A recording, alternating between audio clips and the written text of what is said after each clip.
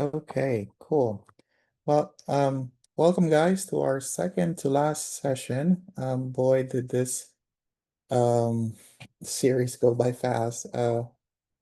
Didn't even realize that we're this close until I actually sat down last week and like, holy smokes, almost done. Um, so for today, I really love the topics that we're going to go over. We're going to go over stakeholder communication, conflict management, emotional intelligence, really things that can help us not just in project management world, but in, your work as a whole and in your personal life. It's it's a skill that permeates through all of our interactions, and I really enjoy going through this because I learned so much from you guys as well. Because this really is a story of our journey in life and how we get along with people. So yeah, so that's what we're going to go over today. But before we do, for those of you who are able to do a little bit of research on the assigned charts, I'd love for you guys to share. For those of you who haven't, that's fine. We can do that next Friday. So, Jennifer, I believe you did your homework, right?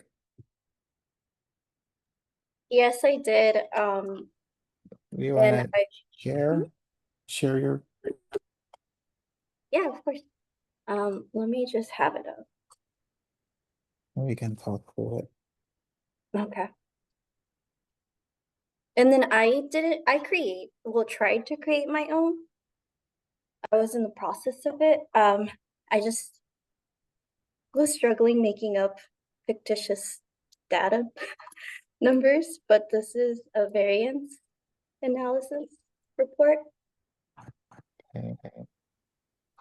What would you like me to share? Just details about it or?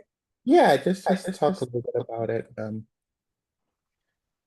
Okay, so this is basically it. Okay. So wow. Mhm. Yes, just walk us through, pretend that you're the teacher and this is the first time we're seeing it. Okay, so this is the variance analysis report.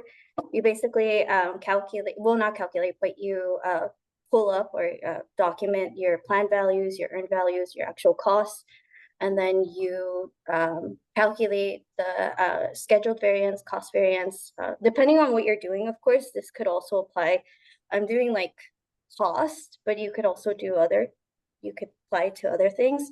You could also calculate the SPI or the CPI. And then once you input the values, you basically, I was calculating, but you could also do a formula and then just pull in the graph, and then you're able to basically visually present if you are how you're doing the actual costs and or values and plan values.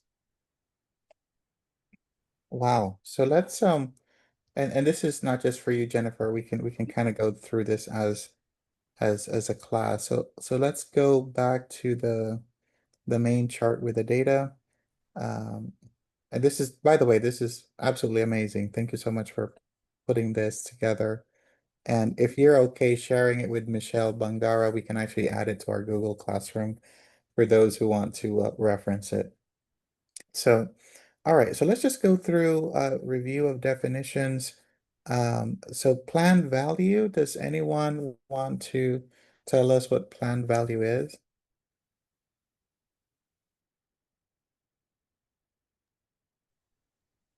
Is it what we expect the cost to be at the current time?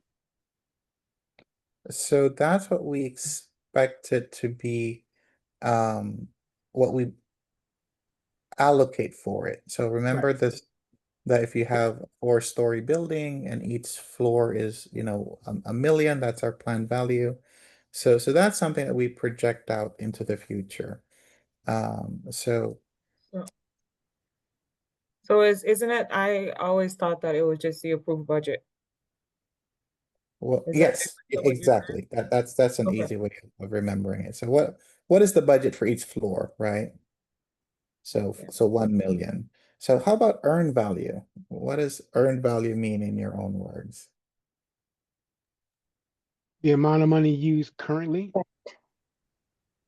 So earned value is the value of what you've completed.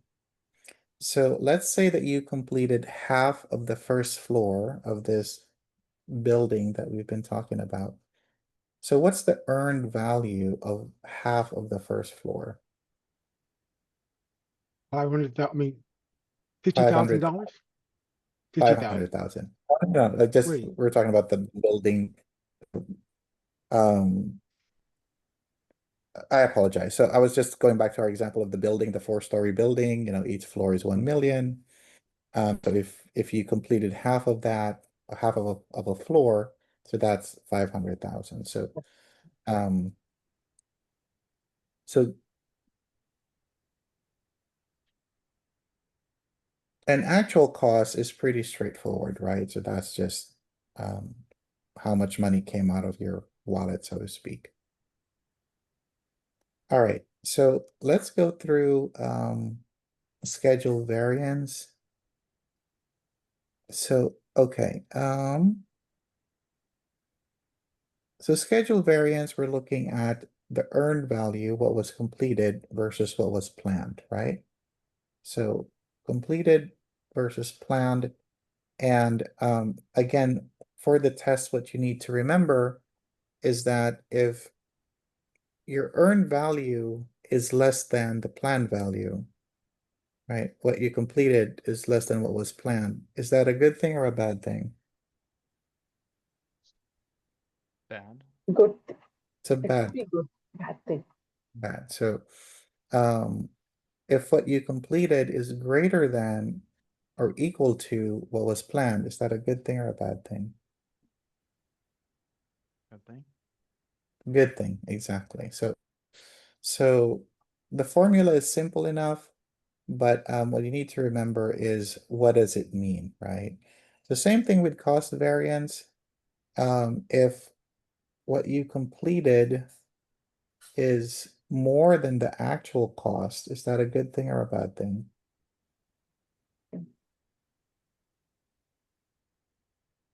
Did the question again? I'm sorry. Yeah, so if your earned value, right, what the value of what you completed, if it's more than the actual cost, is that a good thing or a bad thing? I think. It's a good thing, right? Now, if your earned value is less than the actual cost, is that a good thing or a bad thing? It's a bad thing. It's a bad thing, yeah. So those are the things that you need to remember for the test, because the math is pretty straightforward. You're just subtracting things, but it's what does it's the meaning of it that you have to remember. Same thing with the indices, right? So if your earned value, if the amount, right? If you so let's just do the math here with what you have, Jennifer. So your planned value is 1 million, earned value is 500, actual cost is 970. And let's just continue with the formulas here.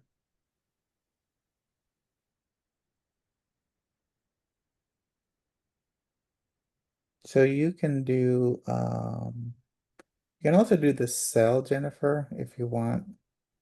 So you can do equals on F2. If you click on F2, that's F3. So F2, yeah. So you can just do equals C2 minus D2. And you can click on it too, yeah. There you go. Enter. And that should do the math for you. So same thing with G2. You can do equals Yeah,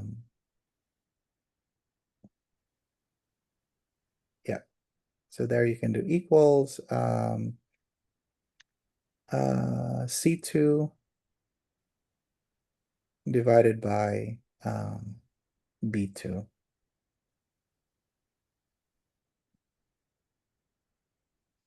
There you go. And same thing here, equals C2 divided by D2.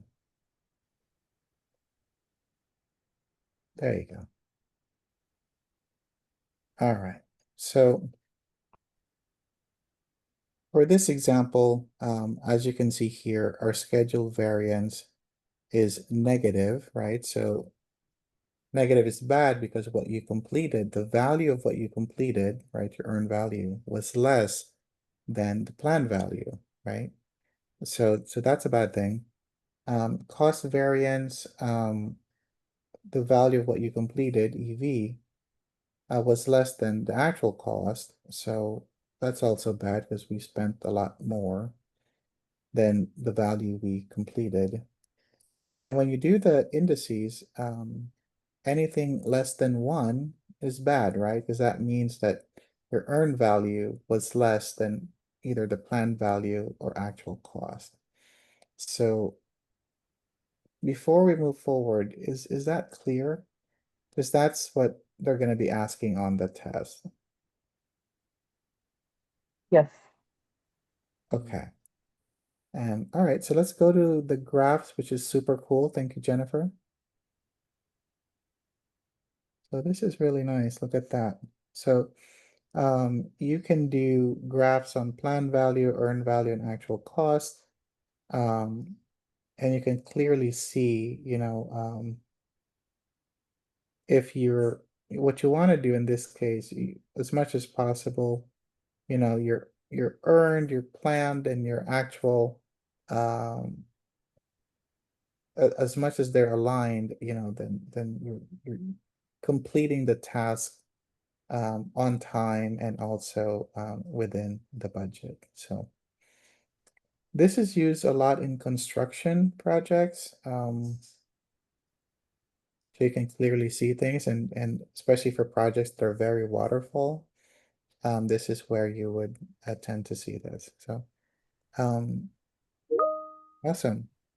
You did an amazing job, Jennifer. Thank you so much. Cool. Anyone else? Oh, and again, Jennifer, if you don't mind, I just sending it to Michelle and we'll add it to the classroom. Okay, it's a little empty because I did add like other stuff to it because I thought I could use it later on too. Oh yeah. So what you it's can just do, so that one. So what you can do is, if you highlight that row that you had the calculations, I'll show Mhm. you. If you just Oh. pull it up, if you share your screen. Mhm.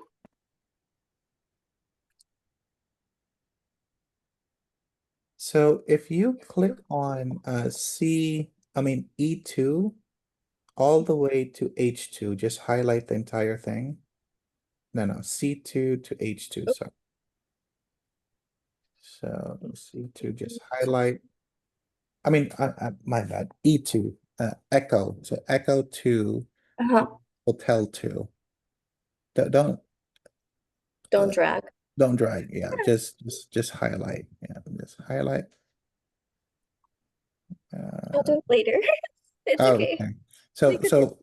I'll tell you what to do. So after you highlight the whole thing, you click on the corner and then you pull it down. What happens is it'll copy the formulas with the right it'll use the right cells. So if you're on the third row, it'll say, D3 versus D2 if you're on the fourth row. So it'll just copy the formulas for you.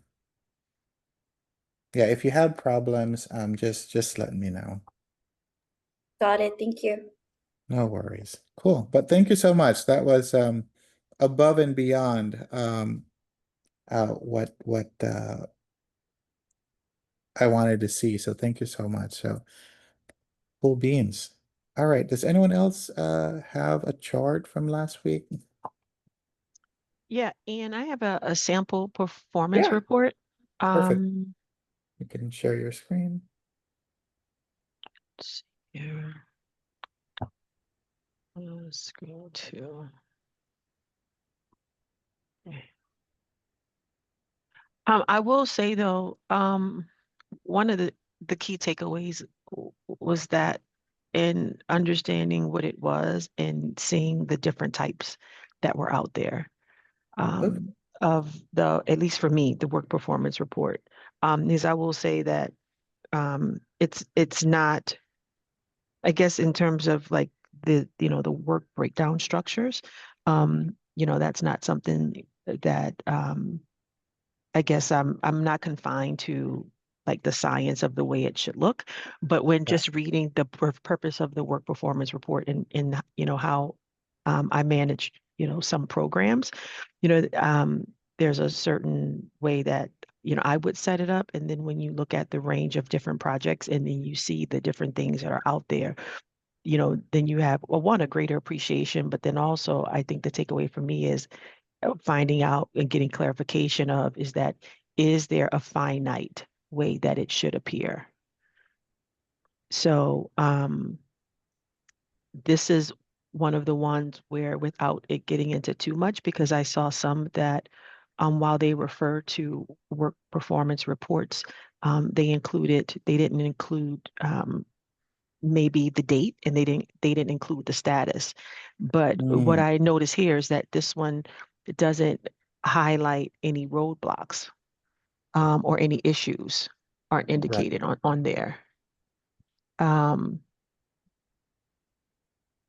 Now that's a really good observation, and you're absolutely right. PMI doesn't prescribe any performance report template because depending on okay. what you're doing, um, like a performance report for like if you're in manufacturing, right, it's very different Mm-hmm. than let's say that you are coding, right, something.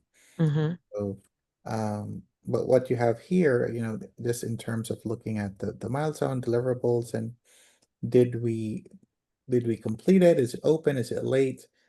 This is a nice high level leadership type report where it's in one page, right? You can clearly see where are we with this project. So I do have a question for you. What is yeah. the name of, I can't think of, forgot the actual name of the report.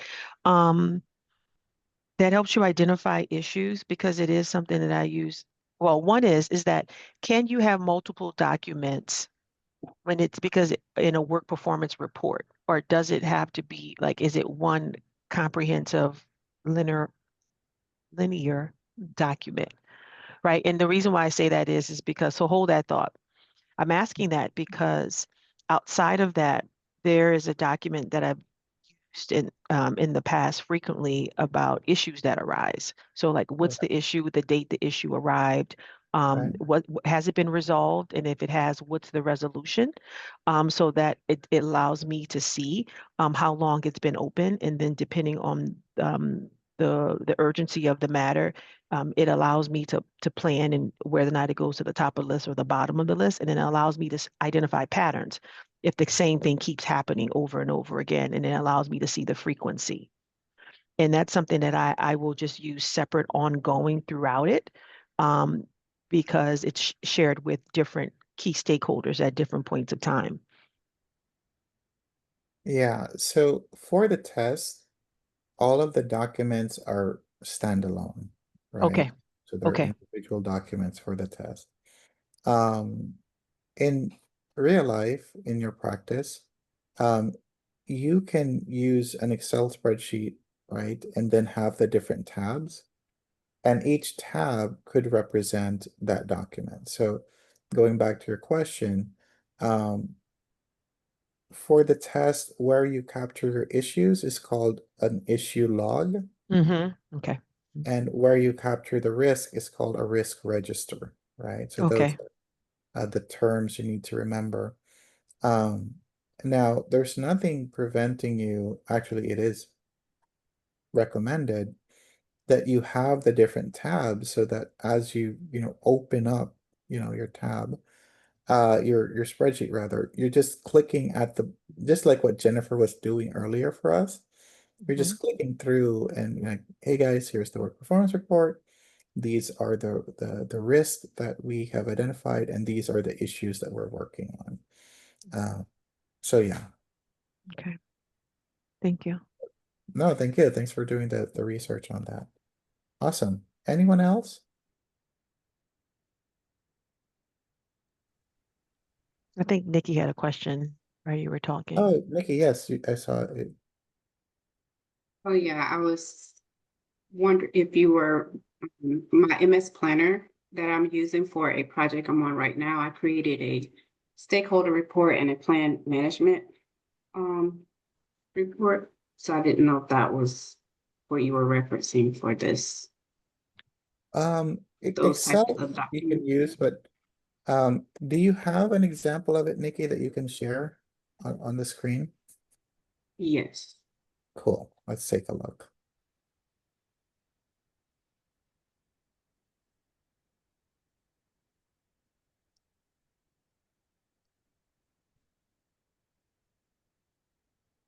Can you see my screen? Yes. Okay. So this is the plan, but I have created a stakeholder.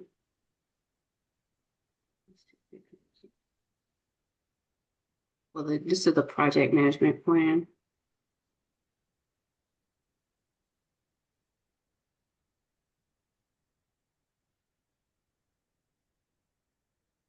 And I just included links to our SharePoint, our box folder. Got it. Yeah, that has more documents within it.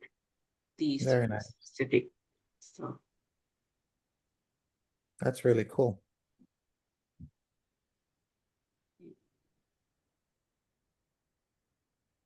That's really cool. And you click on it, it takes you to the link on SharePoint. Nice. Yeah. Yep, that works really well too. But for the test, just remember, guys, PMI wants you to create, separate documents for each one. So you wouldn't be combining your communication plan with your risk log or your stakeholder plan with your risk register. But as you've just seen, it's super helpful. And that was an amazing, can we go back to that one, Nikki? That was a great matrix that you had.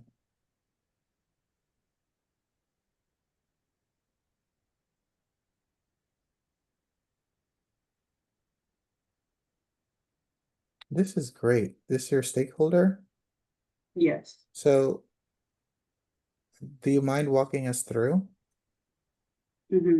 So for the menopause project that I'm on right now, I'm the CRM. So I leverage this so that we would know who our stakeholders are, how to contact them, what their level of influence is, the information types that we are to provide to them, who are the decision makers, the frequency, how they want to be communicated with, and their commitment level. This is amazing. So again, I really love anything that provides so much information in one view, right? So just by looking at this, you have influence to commitment to communication, and you captured, right? Remember we talked about how often you communicate to people will change depending on the role and what type, and you have it all here, weekly, email. This is a great example of a stakeholder management plan.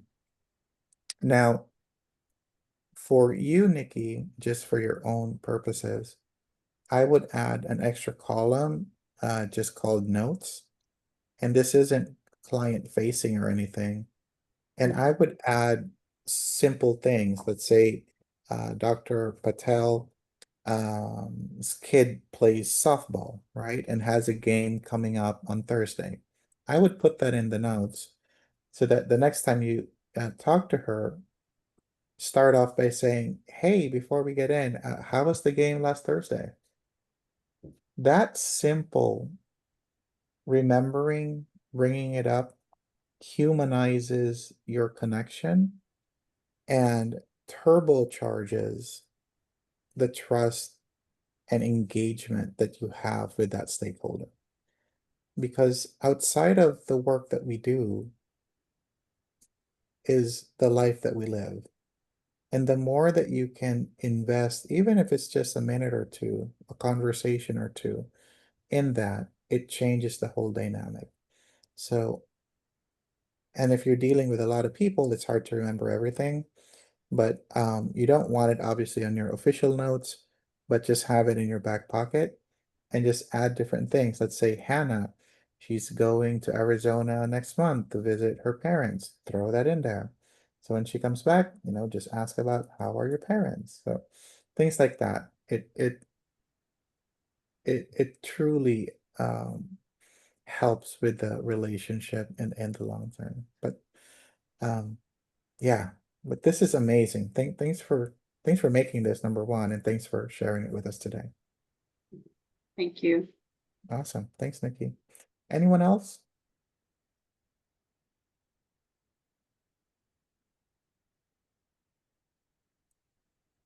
All right.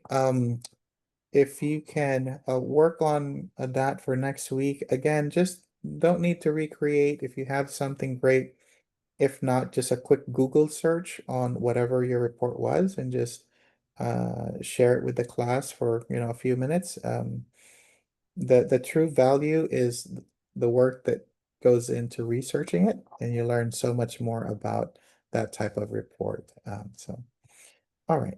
Ian, I have a quick question. Sorry, I don't even remember which one I was supposed to report. Am I doing dashboards or I don't or task? I don't know if someone else had dashboards or So what was yours, Kelly? that's what I'm trying to remember. Oh, we were just assigning things as we were going through it. So if you don't have an assignment, Oh, I think I like towards the end of the class, I think you asked me to do one of them, but I don't remember which one it was. oh, no Yeah. worries. How about you just connect with Jasmine? And you guys, Jasmine, do you know which one was assigned to you? No, I jumped out of that last actually. I was like, we had homework. No worries. How about this?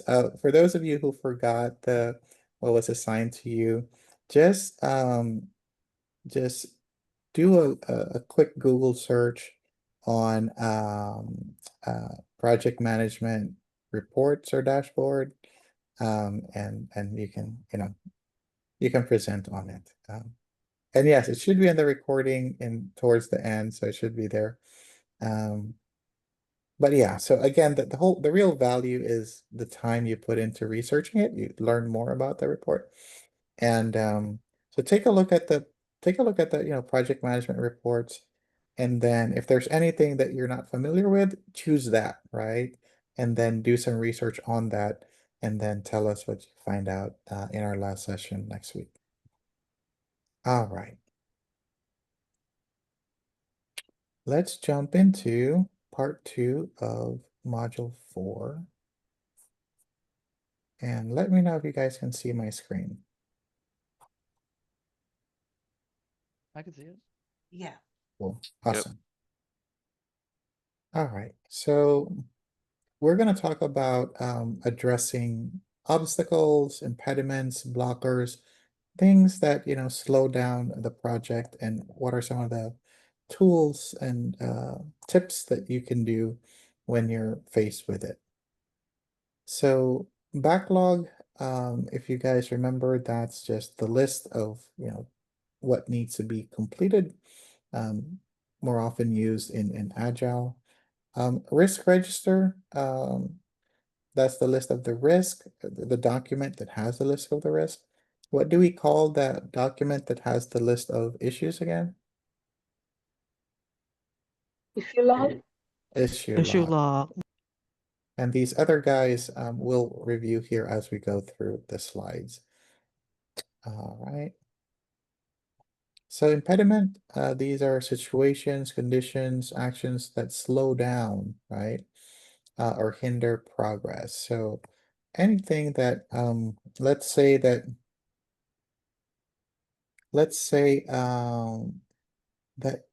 you have a project that you're working on.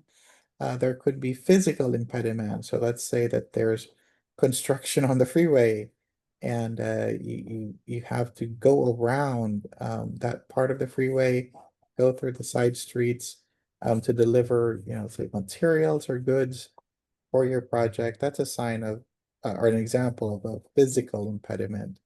You might have some project impediments wherein, let's say, for example, Sweta is a resource of yours, but she also has commitments with other projects. So she's trying to juggle, her time, and she's not always available for team meetings. So that's an example of a resource impediment, for example.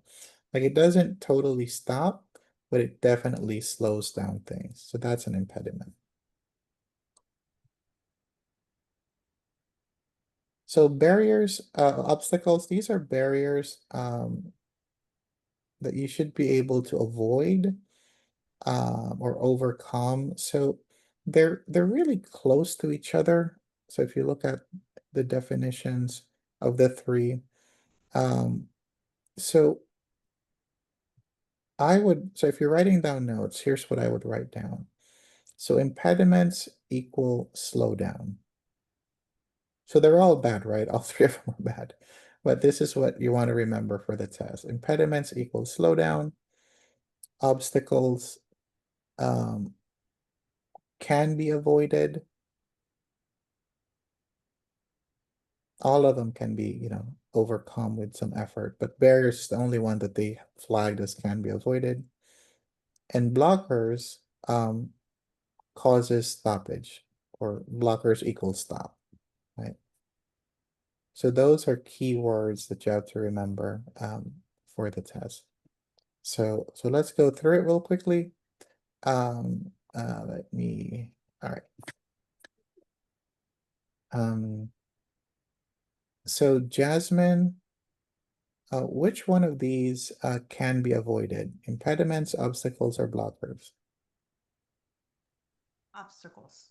Obstacles, all right. Kelly Landaverde, which one of these stops things in their tracks?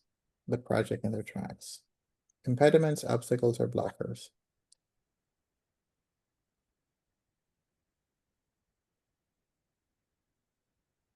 Are you on, Kelly? All right, Kimmy, which one of these stops? I'm on. I couldn't find the unmute button. Sorry. I would say a Oh, no blocker. worries. Blockers, cool. Kenny, which one of these slows things down? Impediments, obstacles, blockers? Impediments. Impediments. All right, thank you so much. All right. So they're all bad, but there are different levels of bad, if you will. And those are the keywords to be remembered. So these are examples. Team can't agree on a solution. Construction can't begin before permits are granted. The company has halted the use. So let's assign these actually. Company has halted the use of the product until a new contract is signed.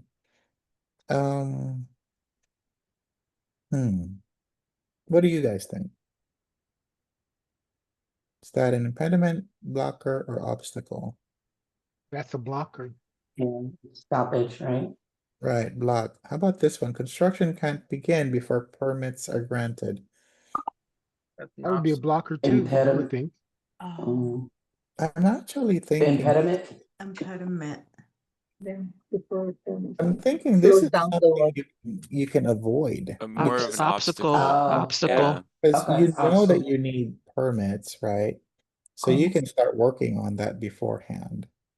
The team can agree on a solution. So this one I think is an impediment. It kind of slows things down, but you can figure that one out. So, oh, and the answer was right in front of us, guys. Obstacle blocker. So this one was an impediment, second was an obstacle, and third one was a blocker. So Yeah, yay. I thought the pictures were for That's like what I was thinking. no dam was a turtle, the obstacle was the hurdle, and then stop sign was the block. So there we go. We passed the test. The answer was right in front of us up here. So cool. All right. Assess product backlog. So work to be done. So this is used primarily in Agile, right? When you hear the words backlog. But when we hear backlog, just in normal day-to-day conversation, usually what we think is it's delayed right away, right? We have a backlog, right? It's delayed.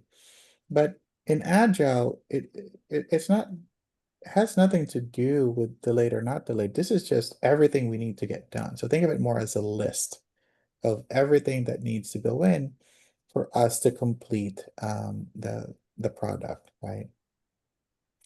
So things you have to do, assess that list for any potential impediments, obstacles, blockers, look at it, evaluate it based on the work that's still pending as well, because you're always, moving things up or down in terms of prioritization. Assess scheduled activities, and yeah, as I just mentioned, you have to assess the value and priority. Which ones do we want to, pull up in terms of what needs to get done first. So those are things to think about when, and I hope this part is pretty intuitive, right? Want to look at the list, make sure that you're doing, the first things first, and look into the future if there are any impediments, obstacles, or blockers. Daily stand-up, have you guys participated in this perhaps? It's also known as a daily scrum. For those of you who have attended, what did it look like?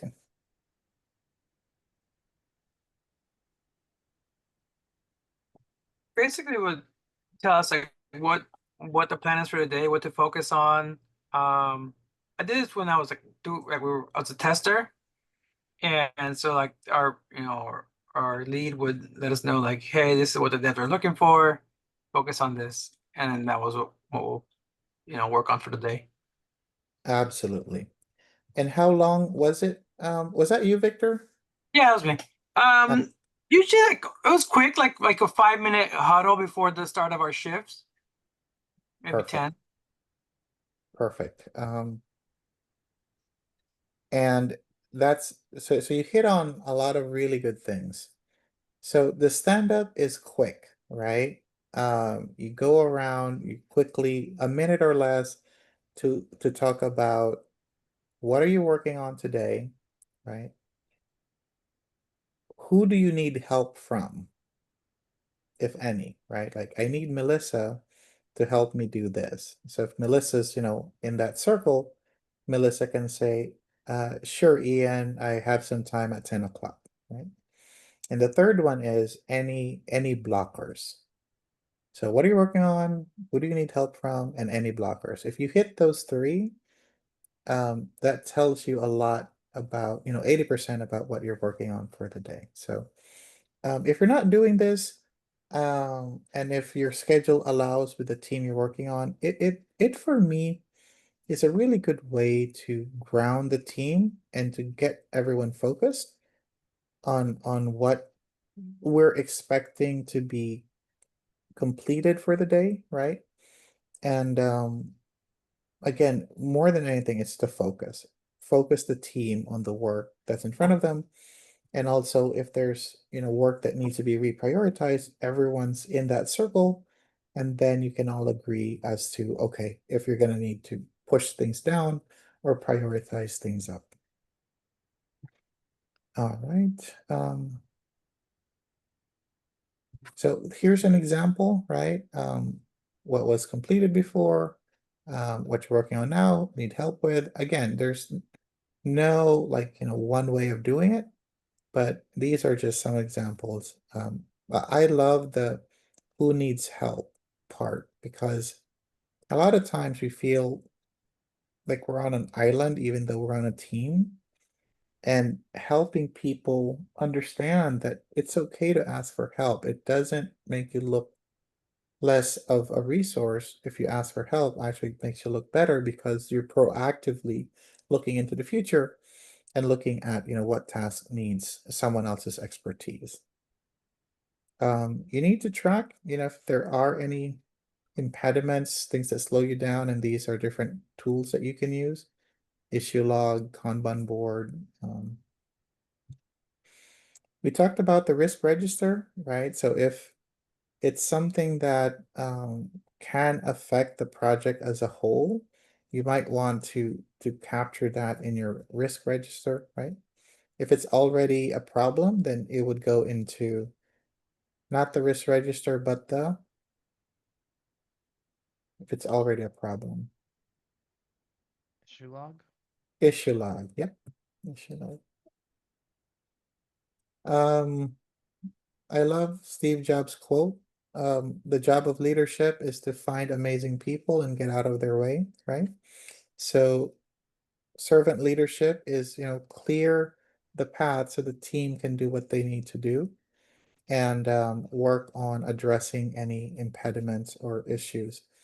Another thing is removing distraction. So there was another practice that Steve Jobs would do. He would ask the team, what good thing have you said no to today so you can focus on um, the work that you need to complete? So what good thing did you say no to today? And the focus is on good. Because if it's, doesn't add value, if it's trivial, it's easy to say no to that. It's hard to say no to something good, right? So let's say Nick, someone on, the sponsored group comes up to you and say, hey, Nick, wouldn't it be super cool if this dashboard can do this, right? And you think it's a great idea. But if it's not in scope, you can say, you know what, let me bring that up to the team. Let's put that on the parking lot item for now so we don't forget it. But I'll bring it up and see what we can do in terms of, when this can fit into the work that we're doing. But for right now, I can't work on it because I have, approved work that I'm working on. So what good thing have you said no to today? That is an amazing practice at the end of the day to make sure that you are focused on what you need to focus on.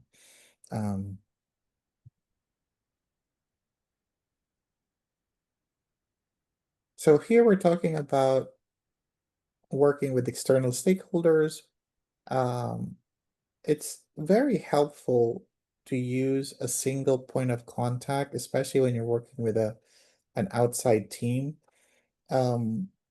Let's say you're working with engineering group, construction group, or let's say you're working with a dietary team. Having a single point of contact that can reach out to that group and pull in, their insights, their subject matter expertise is very helpful versus trying to talk to like everyone in dietary, for example. So that's one of the ways that you can address um, impediments and issues by having a single point of contact that feeds into your project team. All right. Same thing with our risk and issues. You want to prioritize, right? Any impediments, obstacles, and blockers. To be honest, I rarely have a separate list of this. I just capture that, and if it's a risk, I put in the risk, an issue, and I put in the issue. But for the test, it's good to have a separate list of your impediments, obstacles, and blockers. And again, look at how they're affecting, if it's, a current issue, or might affect if it's something in the future. All right. Any questions with impediments, obstacles, and blockers? Pretty straightforward. Okay, let's do this. Let's go ahead and take a 10-minute break. It's the top of the hour. we'll come back and we'll jump into how to manage conflict. So let's reconvene at 11:11. So 1111.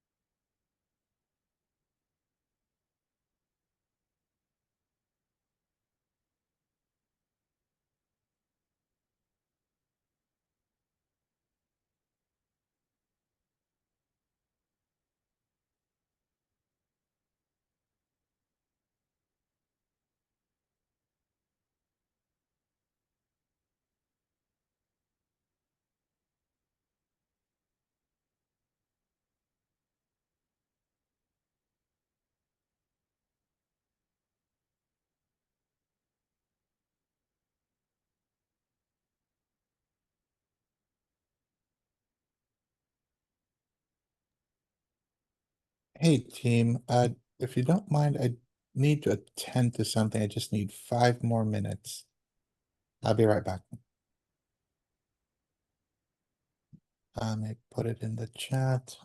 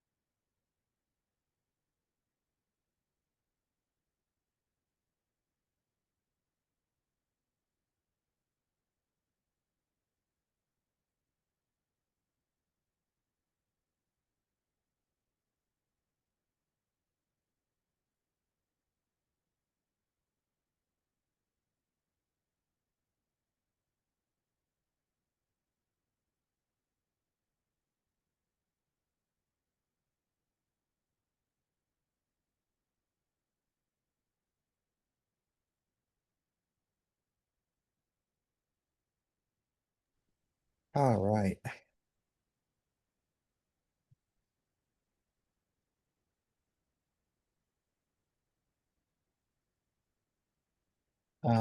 Thank you guys for the extra time. My mom is she's 81 now, and she's been having these dizzy spells, so just trying to figure out if she needs to go to the hospital or not. But right now she's doing much better. All right. So any questions with impediments, obstacles, and blockers before we proceed to managing conflicts.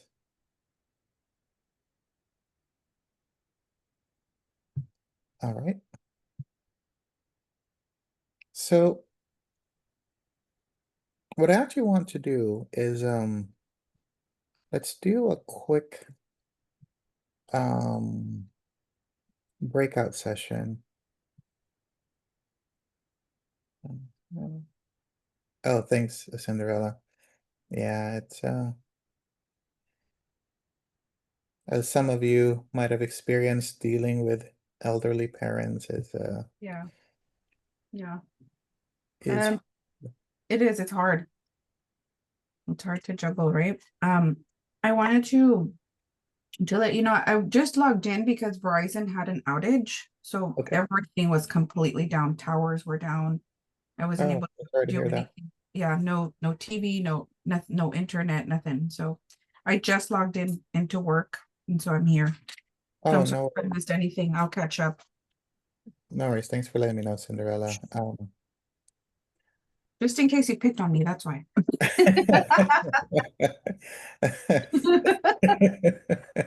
That's scary. You were literally reading my mind. I'm I like, was like, please don't pick on me. what can I ask? So no, this is perfect timing. We're gonna do a quick breakout session, and I want you guys to share a time wherein you had to manage a conflict, whether it's, at work or at home. Manage it effectively, I should say, and share how you were able to resolve that conflict. So, I'd love for you guys to uh, share some examples where you were effective in resolving a conflict. So let's do that real quick.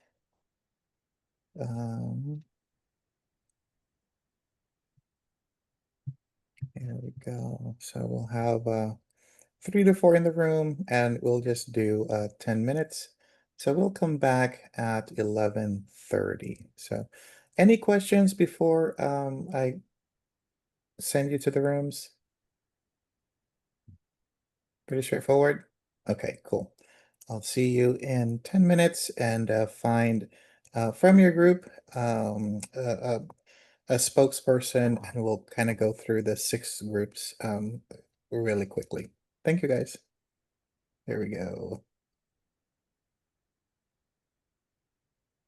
Awesome.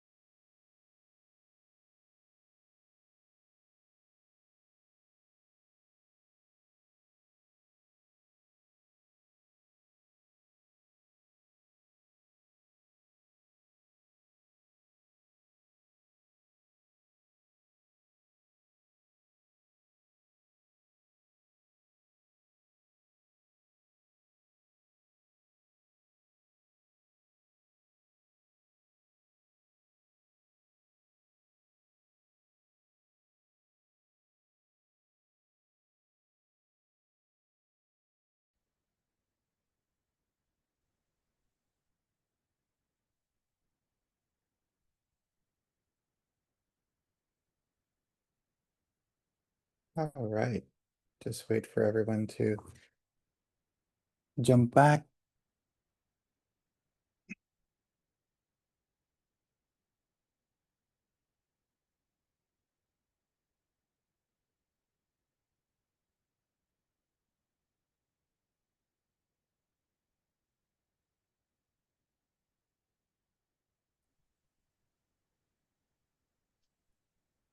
Okay, so any volunteers?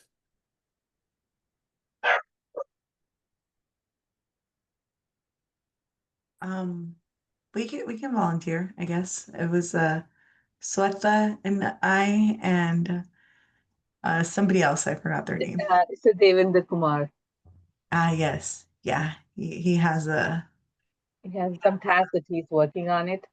So he just like responded to the message. So we just discussed. Jasmine, you can go ahead. Yeah, we were really kind of like honing in on like different ways that we've dealt with conflict in our current teams. But I think one of like the main things that stood out is like the not finger pointing. It's like what happened and like how do we move forward and playing into like people's strengths and celebrating our wins together as opposed to like, oh, like you didn't do this, you didn't do that. That's like one of the ways that we were talking about it. Sweta, anything else you'd like to add?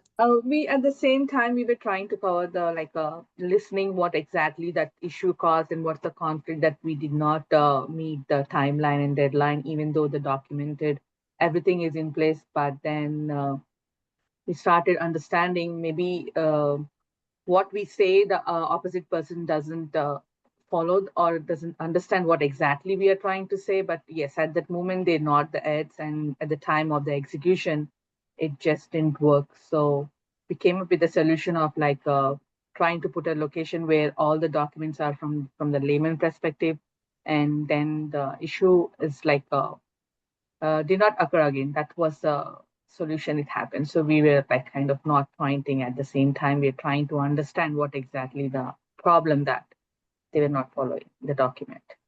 Nice. That's really good. Not assigning blame, seeking to understand are really true tenets and being able to effectively manage conflict. Thanks, Jasmine. Thanks, Sveta. Thank you. Awesome. Thanks, Ian. Wants to go next? I'll go in. Go for it. So we elected Victor. No, that's Victor's fine. We had Victor, Jennifer, and Curleen. So, we talked about the strength of the organization and being able to identify the correct resources, especially during outages. Cinderella talked about her carrier service being down. So I'll talk about some of my experience with that. The relationships, both internally and externally, with both vendors and within the organization, their capabilities, and the support that you get not only on the front end or the back end. Victor and I deal quite a bit with outages, either carrier, network, and we get pulled in. One of the latest examples, we had a clinic in Santa Monica that due to copper theft, which is very common, someone had gone underground and cut off 7 sections of copper cabling that affected Frontier service to one of our clinics, which knocked out their alarm system and other systems that still rely on analog regular phone lines. They had to bring in a security guard to do a fire watch at $8,000 a week.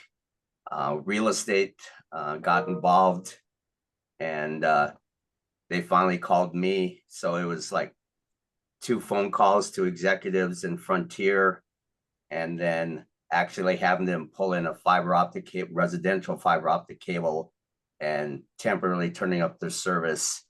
And they were telling us it was going to take almost a month to restore service, and we got service restored in 3 days. And wow.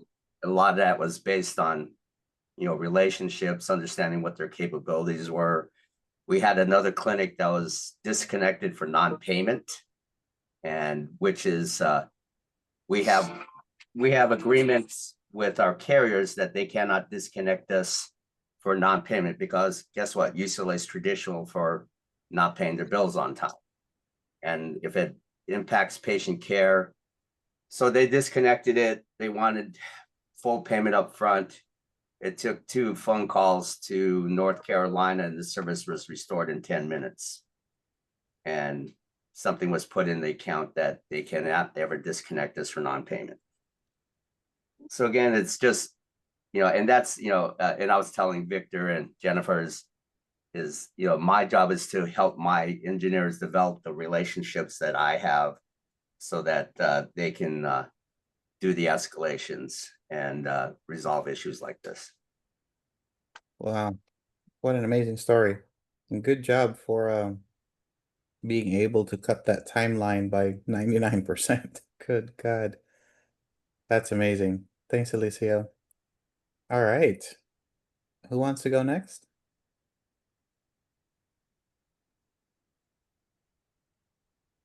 I will. We had Chris, Patrick, and Alicia, and I will speak about the one conflict that I had. I had a personal conflict at work with a coworker who could push my button. And so this one time over a Zoom meeting, he started to speak or started to talk while others were talking. And this is something that this person always did. And he knew how to he knew that would get under my skin. And he did it one time too many. And so I went off. My manager was on the call too. And so after that was done, while I was going off, someone pinged me and said, calm down. And that kind of shut the situation down. But then I pulled the person aside the following week and I apologized for my actions and what I did, not bringing up what he did, because that was not what I was apologizing for. I was apologizing for my response to his actions, but not bringing up his actions. So that was my conflict. That was very mature of you, Kenny. God, I wish we had more people like that in Washington, D.C. I'm kidding. What's this person's name, Kenny? I want it. That's right. That's right. They're no longer with us, so that's a good Oh, thing. wow. How did they Yeah. die?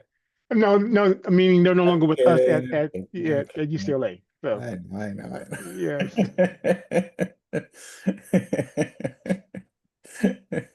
They just disappeared right after the That's apology. right. That's right. And he had nothing to do with it. Now that was very mature of you, Kenny, to be able to own up to that part. And responsibility is 2 words. There's response and ability. And we all fall prey to emotions and buttons being triggered for different reasons. And I don't know what it is with the universe, but there is this law of the closer people are to you, the more buttons they find. And so um and being able to distance yourself from the immediate reaction, take a deep breath and respond accordingly. That ability to respond accordingly is a lifelong journey, but knowing to accept and own up to it was really mature, emotionally mature of you, Kenny. So hats off to you for doing that. Awesome. All right. Anyone else? So we had 6 groups, I believe. So Y'all can give me 5 fries. what was it? Give me some fries. I don't think so. It's for us. Oh, okay. Okay. I would also like some fries for the record. I thought at first it was prize, Prize. Like, okay, that kind of makes sense. But that was too funny. We're getting close to lunch, so we can make it. Um, any other group? I think we had 6, so we have three more groups. We were group 6 and we kind of talked about a current issue, but I wanted to share that one of the conflicts that I dealt with was actually with somebody that was quite a bit my senior. And talking to that, like in, position. And what had happened was the person had acted very inappropriately to some business owners. And as soon as that was done, had like walked away. And so I had spoken to them and they were quite upset. And so when I saw the person, I came at the conflict with, I understand your best intentions in the situation. But because I respect you, I believe that I need to share with you how this came across to other people. And it was really well received when I was able to come to the person saying, I know that if I were in this position that you would come and talk to me. So I want to just let you know, how this was perceived by these people. And I'm coming with the best intention because perhaps it might be worthwhile to apologize to repair the relationship. Wow. It takes a lot of courage to confront in a very professional and respectful way. Easy street is to just let it go, right? Yeah. Yeah. So hats off to you, Melissa, for summoning that courage to have that conversation, because most people wouldn't. They just let time pass. So that was really, really mature. And I hope that the executive was truly grateful for what you did, because it apparently was in his or her blind spot. So Yeah, I think that for me, and I think Alicio, touched on this too, the whole relationship thing is so important, right? Because if you're in conflict and you just walk up to a random person and you're like, hey, you're acting like a jerk, you can't do that. You have to have a basis to like be able to have those conversations with people. And so I think developing those relationships of, for lack of better term, of accountability, right? I have that with multiple people that I work with that, like if I come across and I'm like too abrupt or too harsh or too like, we have to do this, I want people to come and talk to me and be like, hey, Melissa, you need to like tone it back a bit. And like that relationship is the same both ways for many people that I work with, where if, like I feel like they're, being perceived a way, that I can talk to them and have that conversation and be like, hey, just wanted to let you know this is how this sounded to people. And I know that they come to me in that sense as well. So I have really appreciated growing those relationships in my professional life, so that hopefully, as I go through work, I am aware of conflicts that can come up because of how I approach things. absolutely. And you're absolutely right. It's having that foundation to be able to have that conversation. Because if you do that to a stranger, you have to immediately duck after. So you don't get hit. Awesome. All right, I think we have 2 more, if I'm counting this correctly. Any other group that hasn't gone?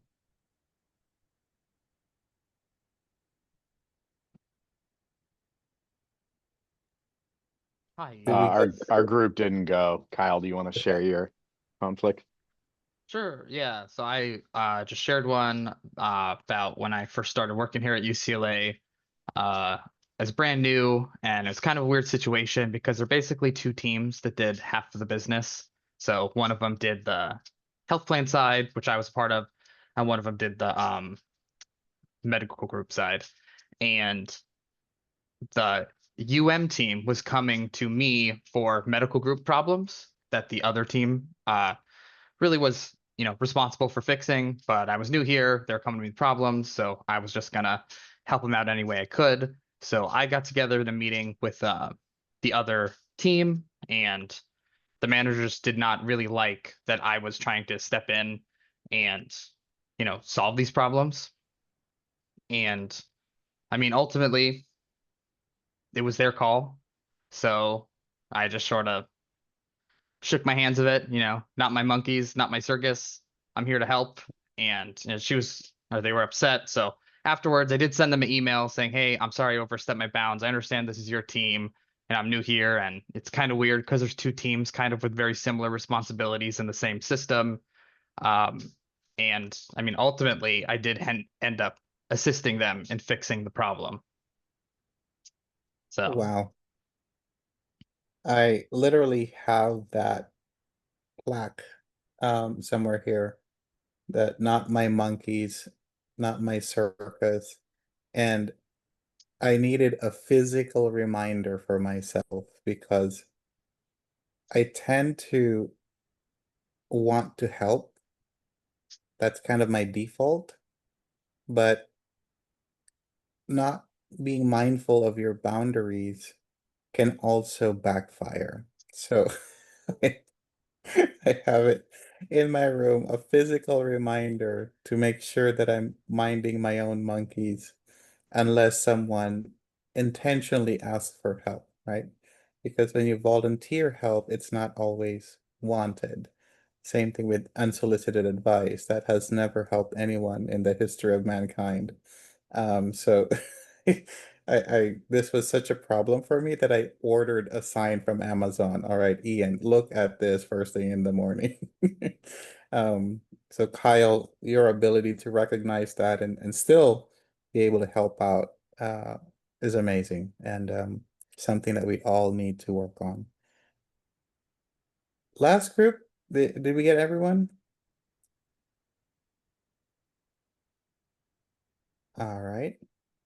Thank you guys for sharing that, and I hope everyone learned from everyone else in terms of the different approaches in resolving conflict.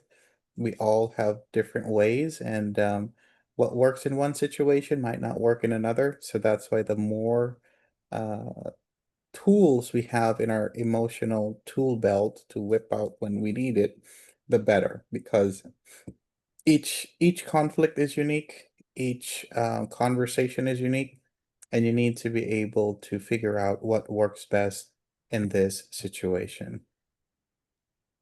All right, let's see. Let's continue on here for 10 more minutes, and then we'll break for lunch. All right. So our job, right, is to influence the direction of handling conflict. There are times when the best response is to pause, either take a 5-minute break for people to cool off or to reconvene at a certain date.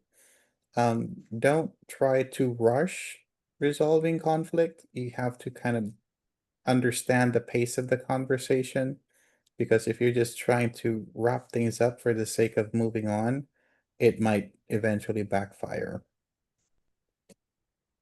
So these are the skills that we talked about: emotional intelligence, influencing leadership and decision making.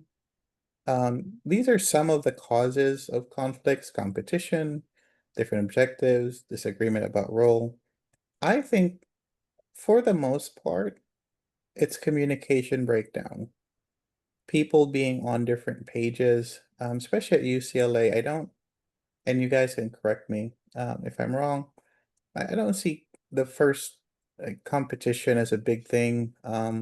It's usually communication. People have different information or don't understand where the other party is coming from, and that causes a lot of conflict.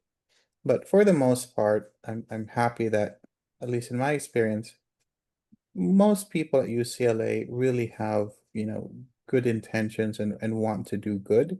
It's just we're looking at it different ways, and sometimes ego does get in the way and, end up at conflict. So what are the different tools that we can use to manage conflict, right?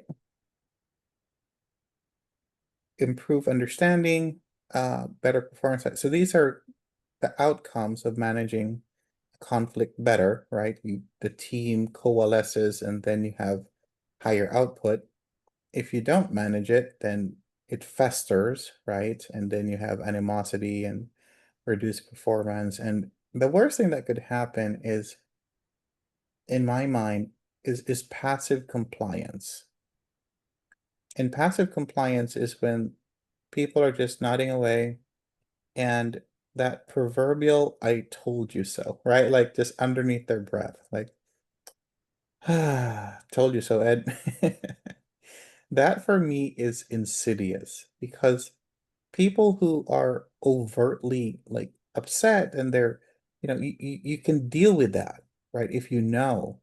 But if they're just smiling and nodding, but they're just waiting for you to make a mistake, or they checked out, like, all right, well, Melissa doesn't seem to listen, so I'm just gonna go along and wait for things to blow up. And so that is really hard. So to uncover. So you always, again, going back to your point, Melissa, of having that relationship, you can, pull Ed and say, Ed, are things okay? Like you haven't been, really contributing to our meetings. You're usually the first one to throw ideas and suggestions. Is everything okay with you? Is there something I missed or anything? So having that relationship allows you to have that conversation. If you don't have it, then it's really hard to pull in the passive aggressives. See, Chris, I didn't use you as an example this time. That's my passive aggressive way of being passive aggressive. Wow, thank you. Doesn't mean you weren't still thinking about it though. Yeah, that's right. That's right. I'm like, where's Chris? Where's Chris? Um, so okay. This is actually something we'll touch upon before our break, and then we'll go over it again after, because this will actually show up in your test. These are conflict management approaches. As we're going through this, think about what your default is, and then we can talk about it more after lunch. Okay, so think about what your default. We all use all of this, but there's one or two that we default to. So let's start from the top. Smooth, accommodate. This is when you're just trying to kind of bring the temperature down, and you're just trying to appease, like, all right, guys, let's calm down here. Let's try to, figure out what's really going on. And the good thing is that you get people to take a deep breath, right? The bad thing with smooth accommodate, if this is your only tool, is you kind of uh, sugarcoat sometimes, or downplay what the issues are so that people can, not be at each other's throats. So all of these things have positive and negative, and we'll go through each one. So that's for smooth and accommodate. It's great to get the temperature down. The downside is sometimes people sugarcoat things, so you're not looking at the problem for what it is. Withdraw, avoid. The good thing is, well, you don't have a conflict. The bad thing is you don't resolve anything. It only works for a little bit. You can use it again, as I said earlier. You can take a 5-minute break, or let's reconvene next week so that we'll table the issue. But you can't do this forever, because you have to face the issue. Which brings us to force or direct. This is good when, let's say, it's an issue that you need to address right now and the stakes are high. Force direct is a great tool. So when I was working in the emergency room, when you're doing a code, this is the go-to, right? I'm not gonna say, hey, Chris, what are your thoughts about epinephrine? No, Chris, Epi 3, now. That we are not having a conversation. We are like following protocol. The downside is, and to quote my coworker, sometimes you leave a trail of hate and disgust, right? You get things done, but you look behind you and people just are like burned and they don't want to work with you. So this is good for very specific instances, but you don't want to overuse it because then, it's hard to build relationship if all you know is forced and direct conversations. Collaborate, problem solve. This is great when you're trying to figure out how to move forward. The downside of collaborate, problem solve is you can get stuck with analysis paralysis. And I see this more with academic institutions, UCLA, Stanford. It's just the nature, right, of the organization. You want to question things and extrapolate and look at all different variables. But at a certain point, you need to make a decision, and you're not going to have 100% of the information that you want. So the downside is analysis paralysis. The solution is make the best decision with the information you have. The last one is compromise or reconcile. This is, let's say that Kenny is asking for 100, Jasmine is asking for 50, so let's just meet in the middle. The good thing is that, everyone gets something. The bad thing is that might not be the right solution for the problem. Like it's more of a quick fix or just to appease people. Very similar with smooth accommodate. And the solution might not be 100, 75 in this case. The solution might be 100, right? But Kenny might be right. So we need to double down on this. But you can't get there unless you use other tools like collaborate and problem solve. So those are, the different conflict management approaches. There's a use for each one. There's downsides for each one. So before we go on, as we go on break, I should say, think about what you tend to default to. I am a smooth accommodate. That's what I default to. And then maybe my secondary would be collaborate and problem solve. So that's me. So those are my two. Think about your primary and secondary, and then we'll have a conversation after the break. Sounds good? Cool. All right. With that, thank you guys so much. We will reconvene at 2 o'clock. Thank you. Thank you. Bye. Thank you.